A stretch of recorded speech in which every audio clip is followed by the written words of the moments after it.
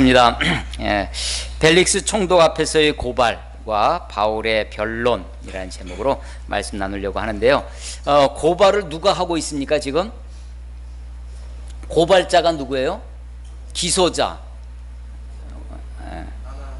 예, 대제사장 아나니아입니다. 아나니아가 여러 장로들, 어떤 장로들과 함께 변호사를 한 명 대동해서 지금 벨릭스 총독 앞에서 지금 바울을 고발하고 있는 것입니다. 대제사장은 뭐 하는 사람이에요? 제사장 중에 으뜸되는 사람이죠. 이 하이 프리스트입니다. 대제사장, 사실은 하나님께 제사 드리는 사람입니다.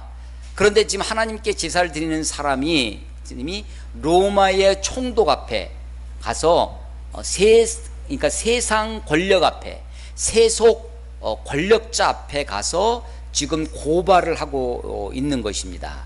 고발의 내용도 사실은 유대인들을 충동해서, 유대인들을 소유하게 해서 지금 많은 사회의 세상을 어지럽게 하는 자. 오늘 아주 이 5절에 보면 우리가 보니 이 사람은 전염병 같은 자라.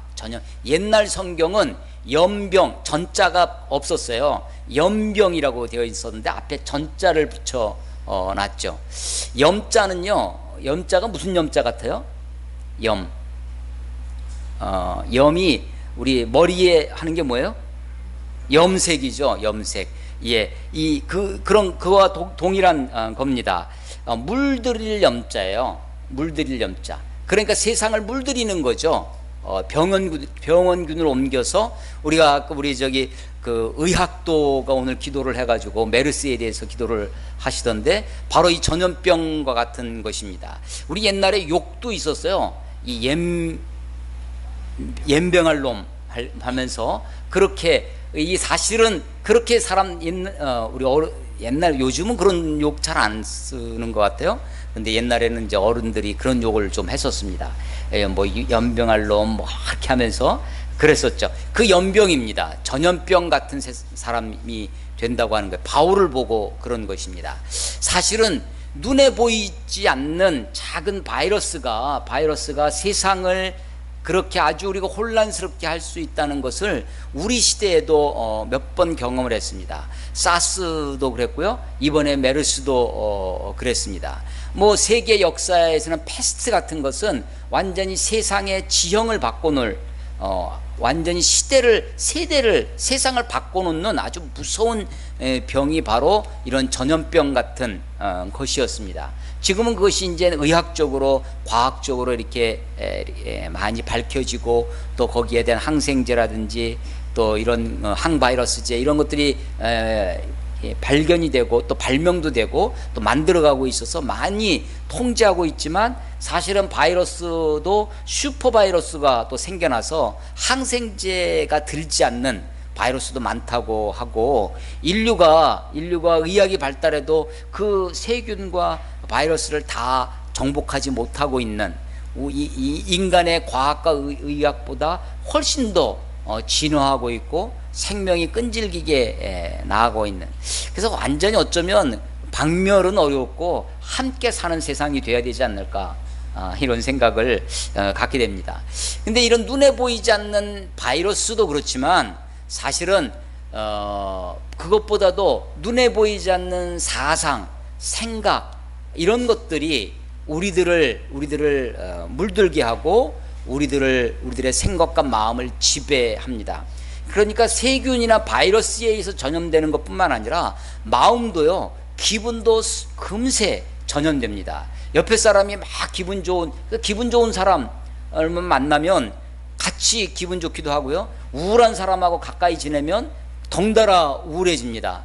뭐 그런 것뿐만 아니라 옆에서 밥 잘 먹는 사람 있잖아요. 식욕이 아주 그냥 밥 먹는 모습이 아주 활기찬 사람들 앞에서 같이 밥 먹으면 덩달아 막 먹잖아요. 이게 전염이라고 하는 게 인간이 이런 생각이나 사상이나, 근데 바울을 지금 고발하는데 이 전염병 같은 자라고 고발하고 있습니다. 여러분, 이 고발을 누가 했다고요? 대제사장이 합니다. 사실은 하나님 앞에 제사를 드려야 할 하나님의, 요즘식으로 하면 목사가 혹은 뭐 이것을 대표하는 뭐 교단장이 혹은 교황이 세속 군주 앞에 가서, 세속 권력 앞에 가서 재판을 하고 그것을 고발을 하고 하는 내용입니다. 물론 이 당시에는 이스라엘 땅을 로마가 지배하고 있었습니다. 이스라엘뿐만 아니라 그 당시 지중해 일대에 로마가 제국을 형성하고 있어서 자기가 지배하고 있는 나라에 이런 총독들을 파견해서 나라를 다스리는 그런 형태였습니다. 이 총독이 얼마나 거만하냐면 이 고발을 듣고 나서 10절에 보면요, 총독이 바울에게 머리로 표시하여 말하라, 이게 턱으로 끌떡해가지고 말하라고 하는 거예요. 이게 얼마나 거만한 재판장입니까? 말도 하기 귀찮아하는 거죠. 아주 그러니까 로마의 이 지배자가 지금 사실은 이스라엘의 대제사장이 이렇게 우습게 보고 하는 것입니다. 로마의 총독이 그렇게 보는 것은 둘째치고 대제사장이 세속 군주 앞에 가서 이렇게 비굴한 모습으로 재판을 청구합니다. 온갖 아첨을 다 떨고 있습니다. 3절에 보면요, 이건 물론 변호사 더둘로라고 하는 사람의 입을 통해서 하는 이야기지만 3절에 벨릭스 각하여 우리가 당신을 힘입어 태평을 누리고 당신 덕분에 우리가 태평성대를 누린다라고 하는 거죠.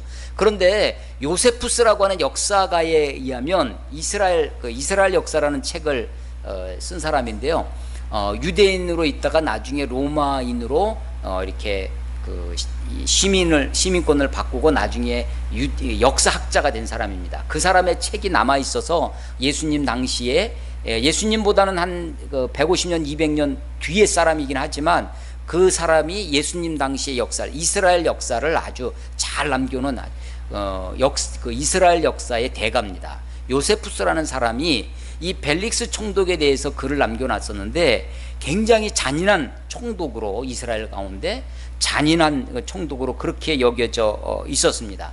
그런데도 불구하고 지금 뭐라고 하냐면 당신을 힘입어 태평을 누리고 또 이 민족이 당신의 선견으로, 선견은 그 뒤에다가 자자를 하나 더 붙이면 쉽습니다. 선견자, 구약 성경에 나오는 단어죠. 선견자 혹은 선지자, 미리 봤다는 거죠. 선견, 포사이트입니다.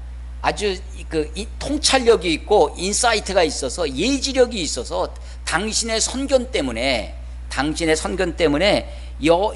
여러 가지로 개선된 것을, 나라가 많이 좋아졌다는 거죠. 그래서 사실은 지금 로마가 지금 이스라엘을 다스리고 있습니다. 우리나라도 일제의 통치를 받았는데 일제 통치를 받은 이후에 그때 우리 생의 역사를 보는 관점 중에 하나가 소위 식민사관이라는 것이 우리 속에 들어와 있습니다. 그 식민사관의 특징 중에 하나가 뭐냐면 그런 일본의 통치를 받음으로 우리가 발전할 수 있었다. 소위 근대화론, 한국이 조선이 이 봉건제 사회에서부터 근대화될 수 있었던 힘이 어디 있느냐, 그 나침반 역할을 일본이 했다라고 하는 것이 이제 식민지 사관의 핵심 중에 하나입니다. 로마가 와서 지배를 하니까 나라가 개선이 되었다고 하는 것이죠. 그래서 그걸 아주 지금 친송을 하고 있는 것입니다. 당신 때문에 나라가 태평성대를 누리고 당신의 선견, 당신의 예지력 때문에 나라가 아주 많이 좋아졌다고, 그러면서 우리가 여러 모양으로나 어느 곳에서나 크게 감사하나이다 라고 지금 벨릭스 총독을 칭찬을 하고 있습니다. 그런데 요세푸스라는 역사가는 아주 이 사람을 악독하고 잔인하고 탐욕스러운 그런 총독으로 기록해 놓고 있다고 하는 거죠. 그러면서 이 바울을 고발하는데, 고발의 내용이 바로 이 사람이 전염병 같은 사람들입니다. 그래서 5절에 보면 천하에 흩어진 유대인들을 소요하게 한다. 이 유대인들을 선동하고 유대인들을 소란케 한다는 거죠. 선동해서. 그래서 로마가 가장 싫어하는 것 중에 하나가 뭐냐면 그것이 반란입니다.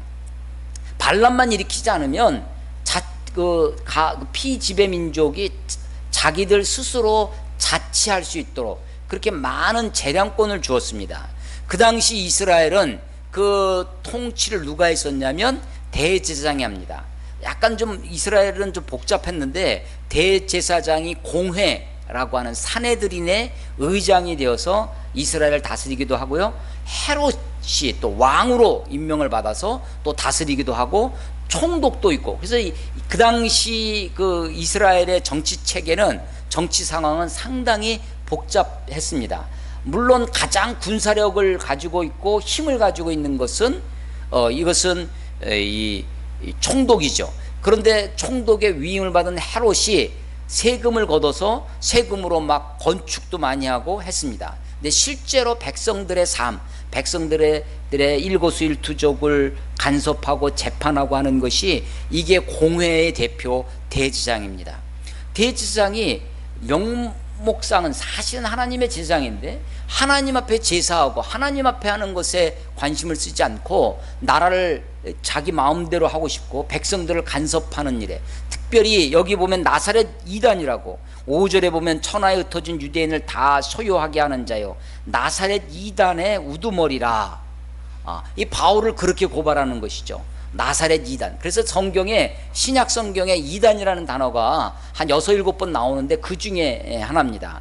우리도 많이 이단이라는 말을 쓰잖아요. 자, 이단은 이단 3단의 그 이단이 아니라 이단은 달을 이자에 끝단자라는 것입니다. 그러니까 끝이 달라요. 그럼 시작은 비슷합니다. 그래서 뭐가 비슷한 거냐면, 예를 들면 우리가 이단이라고 했을 때 뭐 신천지가 요즘 대표적인 이단이고, 어머니 하나님 어머니를 가리키는 안상홍 증인의 하나님의 교회, 요즘 앞에 걸 딱 띄고 그냥 하나님의 교회라고 하는데, 그게 아주 요즘 시대의 대표적인 이단이고, 옛날에 조금 지나서는 뭐 통일교가 아주 굉장히 큰 이단이었고요. 뭐 여호와의 증인, 안식일 이런 것들을 우리가 이단이라고 합니다. 어떤 이단이냐면 기독교 이단이에요. 그러니까 본인들을, 왜 우리가 그들을 이단이라고 하냐면, 우리가 원불교를 보고, 우리 기독교에서 원불교를 보고 이단이라고 그러지 않습니다. 원불교는 그냥 타종교예요. 타종교. 물론 불교 안에서는 원불교를 이단이라고 할 수 있어요. 불교와 또 다른 이야기죠. 근데 우리는 원불교나 이런 것을 이단이라고 하지 않습니다. 그건 타종교죠. 원불교에서 뭘 하든지 우리가 이야기하지 않습니다. 그런데 통일교나 여호와의 증인, 몰몬교, 뭐 안식일, 요 최근에 우리 지금 있는 하나님의 교회, 뭐 신천지, 이런 것들 우리 기독교가, 교회가 이단이라고 하는 것은 그들이 자체적으로 자칭 기독교라고 말하기 때문입니다. 다 신천지도 본인들이 기독교라고 하는 거예요. 하나님의 교회도 자기들이 기독교라고 하는 것입니다. 그런데 이 이단들의 특징은 이런 겁니다. 우리는 이 성경 66권이 필요 충분한 책이다. 우리의 구원에 관해서 이것은 구원에 반드시 있어야 한 필요한 책입니다. 그리고 이것으로 충분합니다.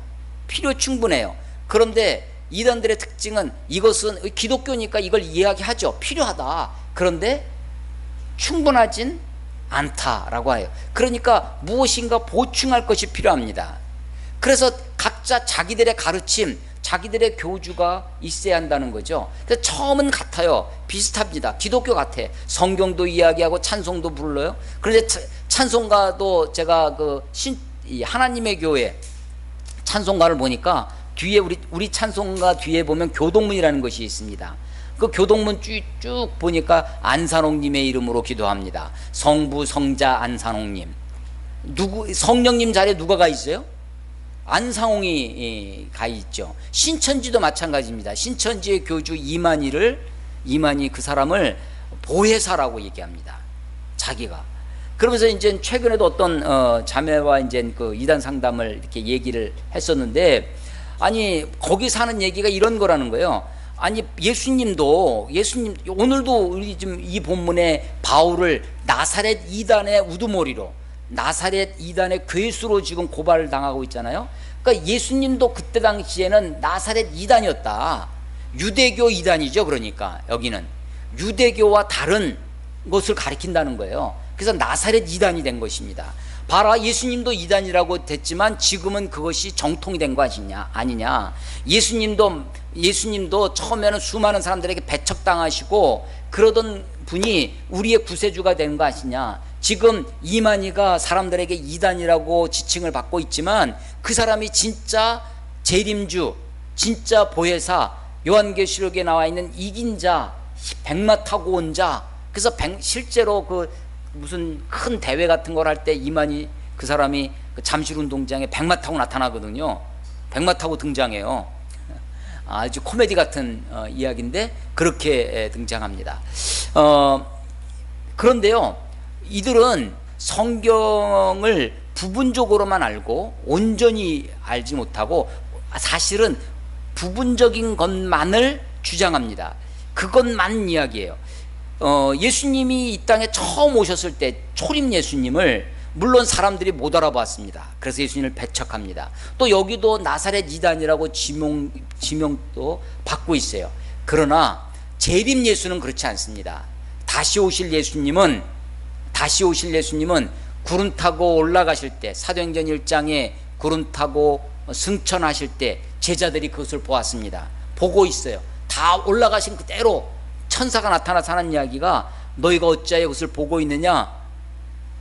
주께서 다시 너희들이 본 그대로 오시리라. 본 그대로 오시겠다라고 말씀하십니다. 그러니까 재림 예수, 다시 오실 그분은 어떻게 오시냐면 가시적으로 옵니다. 가시적으로.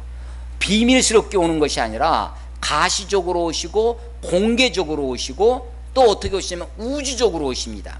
마태복음 24장 같은 데 보면 마지막 종말의 때에 대한 것 중에 그때가 언제쯤 될까요? 어떤 징조가 있을까요? 제자들이 묻습니다. 그랬더니 그때와 시는 아무도 모른다. 아들도 모른다. 오직 아버지만 아신다. 그러나 그때 이러한 일이 있어야 할 것이다. 나라가 나라를, 민족과 민족이 서로 싸우고 난리의 소문이 일어나고 지진과 기근이 있을 것이다 라고 하는, 그런데 이것은 재난의 시작이다. 그것이 끝이 아니다. 그리고 또 있는 것이, 그러니까 이런 어떤 난리의 소문, 재난이 있죠. 그 다음에 있는 것이 우주적 재난입니다. 달이, 해가 그 빛을 잃을 것이고, 달이, 그 우주의 천재지변이, 천지가, 우주가 달라진다고 하는 거죠. 그때야 비로소 주님이 오시겠다고 말씀하십니다. 그러니까 이단이라고 하는 것이 지금 재림 예수가 어디에, 우리나라에도 재림 예수가 뭐 50몇 명 있다고 그 이단 연구하시는 분들은 그렇게 얘기합니다. 뭐 지리산에 그렇게 많다고 그래요. 계룡산에 그렇게 많다고 하고, 이천이 무슨 동네가 좋은 모양이에요. 서울에는 봉천동, 벌써 이 하늘을 받들고 있잖아요. 그래서 이 봉천동 이런 데가 참 이단들이 많다고 합니다. 50여 명 있다고 그래요. 자기가 자칭 재림 예수라고 하는. 그런데 그렇게 지금 있는 그런 자칭 재림 예수, 자칭 그리스도라고 하는 것들은 그것은 다 기독교 이단이죠. 주님이 다시 오시면 분명하게 공개적으로 오실 것입니다. 우주적으로 오실 것입니다. 이단이라는 말과 비슷한 용어가 하나 있는데 그게 사이비입니다. 저는 어렸을 때요, 사이비 그랬으면 저는 영어인 줄 알았어요. 사이비가. 근데 이것도 한자입니다. 사자는 흡사하다 하는 것이고, 이는 말리을 이자고 비자는 아닐 비자예요. 흡사하지만 아니다 라고 하는 것이 사이비라고 하는 거죠. 이단이랑 말 비슷합니다. 그러니까 비슷한데 아니에요. 이게 사이비고 이단입니다. 바울을 지금 나사렛 이단의 우두머리다 라고 해서 고발을 하는 것이죠. 이렇게 고발을 듣고 나니까 이제 총독이 바울에게 자기 변론을 하라고 머리로, 턱으로 이렇게 가리키면서 말을 하게 합니다. 그게 이제 10절 이하의 바울의 이야기입니다. 바울의 변론인 거예요. 10절, 총독이 바울에게 머리로 표시해 말하라 하니 그가 대답하되 당신이, 그러니까 벨릭스 총독입니다. 당신이 여러 해 전부터 이 민족의 재판장이 된 것을 내가 알고 내 사건에 대하여 기꺼이 변명하나이다. 예, 우리말에 이게 전 번역을 왜 이렇게 해놨는지 모르겠어요. 변명하니까, 변명이라는 단어는 뭔가 내가 좀 잘못했는데 막 이렇게 얘기하는 것 같지 않습니까? 이게 영어에는 디펜스입니다. 방어죠. 이제 자기 방어를 하는 겁니다. 변호, 이런 뜻이죠. 기꺼이 변명하나이다. 당신이 아실 수 있는 바와 같이 내가 예루살렘에 예배하러 올라간 지 12틀밖에 안 되었고, 그러니까 아주 짧은 시간이라는 것입니다. 12틀. 근데 그 중에 7일은 뭘 한 거냐면 결례를 행한 거예요. 그러니까 사실은 그 짧은 시간에 언제 유대인들을 선동하고 소요를 일으키고 하겠느냐는 것입니다. 바울은 지금 여러 소아시아와 유럽을 다니면서 그렇게 전도 여행을 하다가 이제 막 예루살렘에 왔는데 12틀밖에 되지 않는데 내가 무슨 일을 벌릴 수 있겠느냐라고 하는 것입니다. 12절, 그들은 내가 성전에서 누구와 변론하는 것이나 회당이나 시중에서 무리를 소동하게 하는 것을 보지 못하였으니 이제 나를 고발하는 이 모든 일에 대하여 그들이 능히 당신 앞에 내세울 것이 없나이다. 내세울 것이 없다는 건 뭐냐면 증거가 없다는 거죠. 그러니까 증거 불충분이라는 것입니다. 그 뒤에도 보면 그렇게 내세울 것이 없다, 증거할 것이 없다라는 것을 여러 번 이야기합니다. 그런데 14절 보세요. 그러나 이것을 당신께 고백하나이다 라고 하면서 바울이 지금 벨릭스 총독 앞에서 자기의 신앙을 고백합니다. 그러니까 사실은 변명을 하는 데에서 그치지 아니하고, 변명을 하고 자기를 변호하는 일에 그치지 아니하고, 바울이 지금, 저는 그래서 14절에 그러나, 여기 이 바울의 변호, 바울의 고백, 이것은 단지 자기의 상황을 변호하려고 하는, 변명하려는 것은 멈추지 아니하고 바울의 신앙 고백이 이 그러나에 있습니다. 14절부터 있는 거죠. 그러나 이것을 당신께 고백하리이다. 나는 그들이 이단이라 하는 그 도를 따라, 그러니까 도가 어떤 도냐면 나사렛 도죠. 나사렛 예수를 따르는 그 길을 따라 조상의 하나님을 섬기고 율법과 선지자들의 글에 기록된 것을 다 믿으며 그들이 기다리는 바 하나님께 향한 소망을 나도 가졌으니 곧 의인과 악인의 부활이 있으리라 함이니이다. 예, 바울이 지금 내가 저들이 이단이라고 하는 그 나사렛을 따르는, 나사렛 예수를 따르는, 그래서 그 조상의 하나님을 믿고 기록되어져 있는 율법과 선지자의 글, 성경이죠. 성경을 내가 다 믿고 있고 그들이 기다리는 바 하나님을 향한 소망을 가지고 있고, 그리고 의인과 악인의 부활을 믿고 있다라고 신앙을 고백합니다. 의인과 악인의 부활, 여러분 악인도 부활한다는 사실 아십니까? 악인도. 그러니까 우리가 지옥 가면 지옥으로 모든 것이 끝난다, 지옥에 간다는 것이 존재가 없어진다는 것이 아닙니다. 지옥에 가도 공통점이 있어요. 천국도 지옥도 공통점이 있는데 그것은 다 영원하다는 것입니다. 지옥도 영원해요. 천국도 영원합니다. 차이는 뭐냐면 지옥은 하나님이 안 계신 곳입니다. 하나님 부재. 천국은 어떤 거예요? 하나님의 임재, 하나님이 계신 곳이 천국입니다. 우리 마태복음 한번 찾아보겠습니다. 마태복음 25장.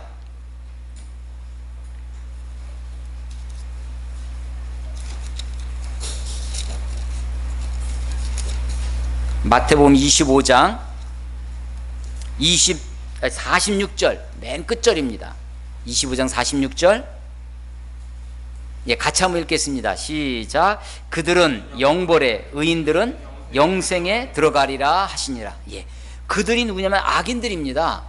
여기는 이제 좌우에 양과 염소를 나누는 것이니까 왼쪽에 있는 염소들입니다. 악인들입니다. 하나님을 모르는 자들입니다.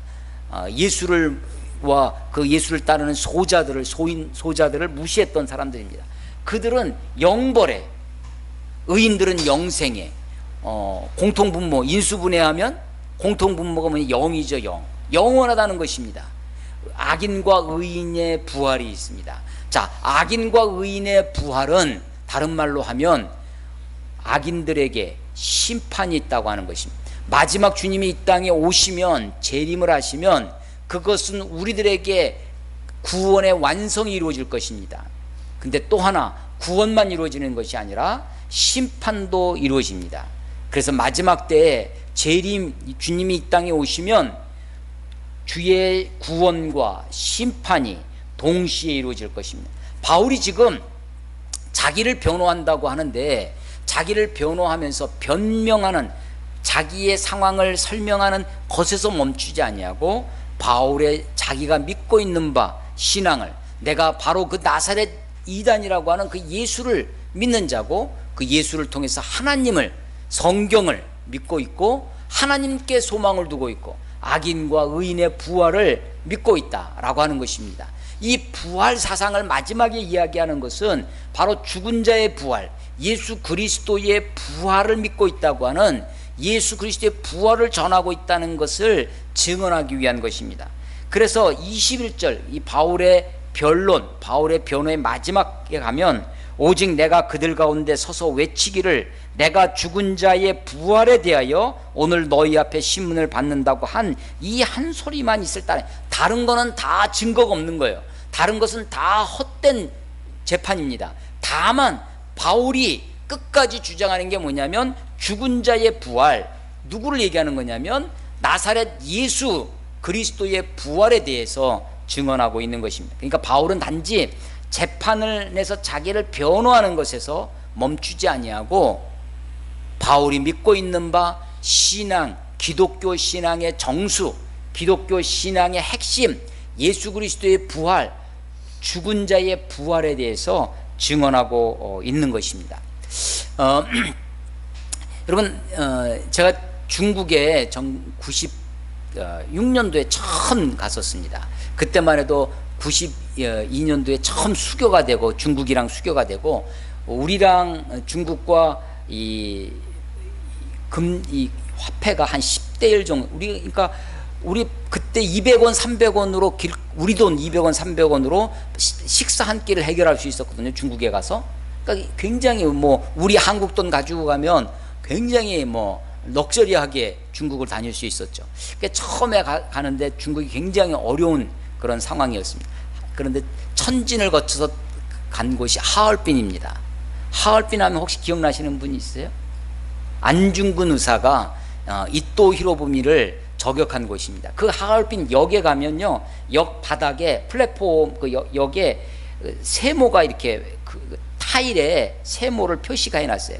그 세모 꼭지점을 따라가면 좀 앞에 마른 목골에 또 타일이 붙어 있습니다. 그래서 거기가, 그 마른 목골 자리가 이토 히로부미가 피격된 자리고, 세모 있는 위치가 안중근 의사가 이제 총을 쏜 곳이죠. 이 코레아우라, 러시아어로 외쳤다고 그래요. 이 코리아 만세.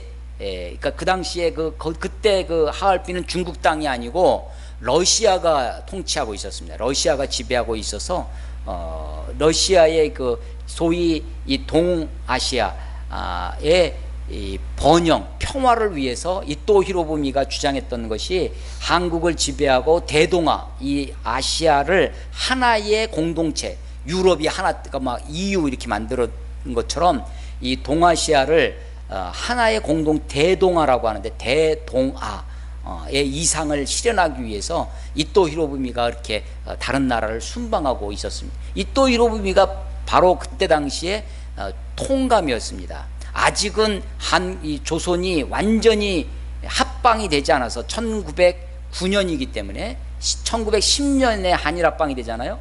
그런데 이미 1905년에 을사 보호조약, 우리는 그걸 보호조약으로 배웠어요, 우리 어렸을 때는.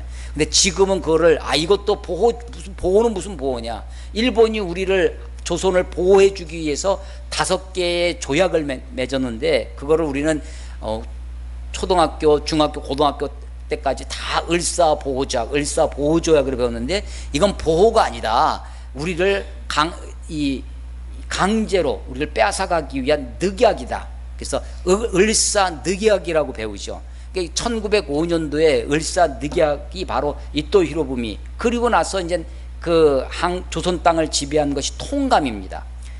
그리고 나서 합방이 되고 나면 총독으로 이름을 바꾸죠. 그래서 이토 히로부미가 조선 통감으로 이 다른 나라 러시아령에 가서 방문을 하러 간 것입니다. 그때 이제 안중근이 1909년 10월 26일 날짜도 좀 11.6 그렇게 11.6 하면 또 뭐 기억나는 거 있죠. 10월 26일입니다. 10월 26일 날 안중근이 이토 히로부미를 저격합니다. 그리고 리순 감옥에 들어가게 되는데, 지난번에 제가 이동원 형제 결혼식 하러 갔을 때 그 공항에서 내려가서 이게 중국 땅을 이렇게 자동차로 가는데 그 운전하시는 분이 저거 여기가 바로 리순이라는 거예요. 그 벌떡 떠오르는 게, 그럼 여기 이렇게 교도소 같은 데가 감방이 있는 거냐. 지금은 감방이 없는데 그 터만 남아 있다고. 그 안중근 의사가 있었던 곳이죠. 그 안중근 의사의 그 리순 감옥에 그것을 지키던 간수가 있었습니다. 일본인 간수죠. 이 일본인 간수가 이 자기네 나라 일본의 통감을 저격한 이 안중근을 지금 감시하고 감독하고 감옥에서 그 죄수로 문초하고 이렇게 누가 재판한다 그러면 데려갔다가 데려오고 하면서 하는 사람입니다. 이 지바 도시치라고 하는 사람인데, 이 사람이 감옥에서 안중근의 그 당당한 모습, 안중근의 이 모습에 너무나 감명을 받게 됩니다. 그래서 나중에 그 안중근 앞에 무릎을 꿇고 우리 일본이 이 당신 나라에 해를 끼치게 한 것을 사죄를 합니다. 그랬더니 안중근이 당신은 군인으로서 할 본분을 다할 뿐이다. 나도 군인으로서 내 할 본분을 다할 것이다 라고 하면서, 그때 이제 쓰는 휘호가 안중근의 유물, 그 글씨가 많이 남아 있지 않습니까? 근데 그때 쓰는 것이 이 위국 헌신, 나라를 위하여 헌신하는 것이 군인 본분, 위국 헌신 군인 본분이라는 그런 휘호를 써서 그 사람에게 주죠. 이 사람이 그것을 받아들고 평생 간직했다고 하고요. 일본에 돌아가서 신사를 짓습니다. 안중근을 거기에 모시고 자기 후손들에게 유언을 합니다. 이것을 계속 지키고 있으라고. 그래서 거기 일본에 가면 그 안중근 그 비석, 거기에 위국 헌신 군인 본분, 안중근의 그 단지 손가락 잘려진 그 손도장 있지 않습니까? 손도장이 있는 그걸 그 사람이 평생을 간직했다고 그러고, 그 신사를 대대로 지켜갑니다. 그래서 지금 그의 증손이 그 신사를, 사당이죠. 안중근을 모시는 사당을 지키고 있습니다. 그래서 이 일본인에까지도 이 감동을 준 아주 당당한 죄수, 그게 누구였냐면 안중근입니다. 안중근의 일화에 보면 아주 그 감옥 속에서도 이 1심 재판을 하고 항소하지 않습니다. 네가 그 어머니가 항소를 못하게 합니다. 네가 지금 나라에 충성을 다하느라고 나라에 애국하기 위해서 거사를 했는데, 일본에게 그것을 다시 항소하는 것은 그런 비굴한 모습을 보이지 마라. 그냥 그대로 죽으라. 안중근의 어머니가 자기 아들에게 편지를 쓰는데, 그냥 그대로 죽으라 라고 편지를 써서, 김마리아 천주교 신도였다고 하는데요. 그렇게 하죠. 그 어머니의 그 아들입니다. 안중근이 그 감옥 속에서 너무나 당당한 모습으로 살아가죠. 오늘 저는 이 말씀을 이렇게 계속 이 본문을 묵상하면서 이 14절에 그러나 보면서 이 바울의 그 감옥 속에 이 가이사랴 총독 앞에서, 이 벨릭스 총독 앞에서 가이사랴에서 재판을 받으면서 죄수로 몸에 있으면서 이 바울의 당당한 모습을 보게 됩니다. 바울이 지금 정말 대제사장과 거기는 변호사들까지 데려오고 여러 장로들, 완전히 아마 보통 사람은, 저 같은 사람, 간이 콩할 만한 사람은 그것에 주눅 들어가지고 말도 제대로 못할 판인데, 그 많은 사람들 앞에서, 로마 총독 앞에서 자기를 변호한다고 하는데, 혼자서, 이것은 바울은 변호사도 없어요. 자기 혼자 자기 변호를 하는 것입니다. 당당하게 자기 이야기를 합니다. 그리고 자기 변호하는 데서 그치지 아니하고 자기가 믿고 있는 신앙, 믿음에 대해서 이야기를 하고 있는 것입니다. 바울의 이런 모습들이 비록 죄수로 있지만 그래서 총독 그 이후에 지금 바울의 사도행전 이 후반부에 22장 이후에 바울의 계속된 공회 앞에서 또 예루살렘 성전 앞에서 또 이 총독 앞에서 나중에 이 총독이 또 바뀌어요. 이 벨릭스 총독이고요. 그 다음에 베스도 총독입니다. 그리고 헤롯 아그리빠 앞에서 계속해서 재판을 받는 장면이 이 후반부에 나옵니다. 근데 이 재판 앞에서 바울이 얼마나 당당한지, 바울이 얼마나 자기가 믿고 있는 바 그 신앙을, 믿음을 굳건하게 온전하게 이야기하고 있는지 그 모습을 마음에 그리게 됩니다. 내가 세상 권력 앞에서 내가 세상의 어떤 권세나 힘 앞에서 주눅들지 아니하고 내가 거기에 굴하지 아니하고 온전히 내가 믿고 있는 바를 말할 수 있는가?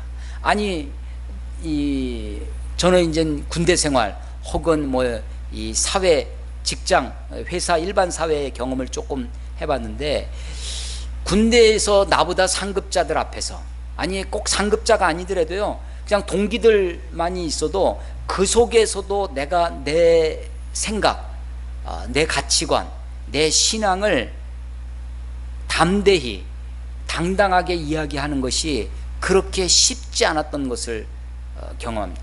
상당한 용기가 필요합니다. 상당한 아랫배에 정말 힘을 주고 두렵고 떨리는 마음으로 그렇게 서야 할 때가 있습니다.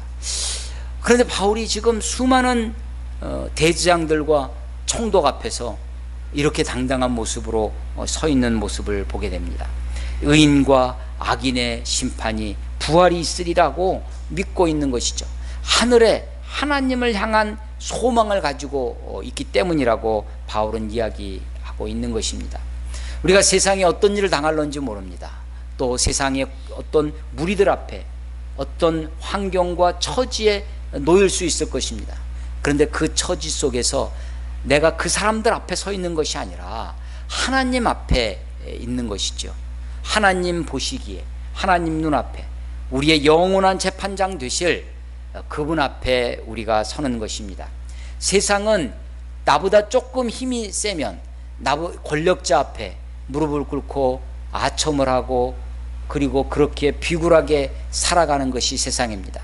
그런데 하나님 앞에 올곧은 모습으로 자기의 믿음과 삶을 고백하는 이런 모습들이 우리의 삶 속에 우리에게 도전을 주고 있는 것입니다. 아니, 이 재판 결과가 어떻게 될 것인지 그것을 지금 헤아리고 있는 것이 아닙니다. 재판에 좀 유리하게 하기 위해서 어떤 변명이나 어떤 것들을 늘어놓는 것이 아닙니다. 그것은 결과는 하나님께 맡기고 내가 믿고 있는 바 믿음, 내가 믿고 있는 바 바른 신앙을 고백하며 사는 것입니다. 16절을 한번 보겠습니다. 오늘 본문 16절에 보면 이것으로 말미암아 나도 하나님과 사람에 대하여 항상 양심의 거리낌이 없기를 힘쓰나이다. 예, 그렇습니다. 내가 믿고 있는 바 그 신앙 때문에, 내가 붙들고 있는 그 믿음 때문에 내가 어떻게 사는 거냐면 하나님과 사람에 대하여, 하나님과 사람에 대하여 사는 것입니다. 하나님 앞에서만 산다고 하는 것이 사람이 없는 것이 아니에요. 하나님 앞에서 그리고 사람들 앞에서 양심의 거리낌이 없기를 힘쓰며 사는 것입니다. 힘쓰며 내가 믿고 있는 바 그 신앙 때문에 그러합니다. 하나님이 우리와 함께 하실 것입니다. 하나님 우리를 지켜주실 것입니다. 하나님이 우리의 하나님 되십니다. 하나님이 살아계십니다.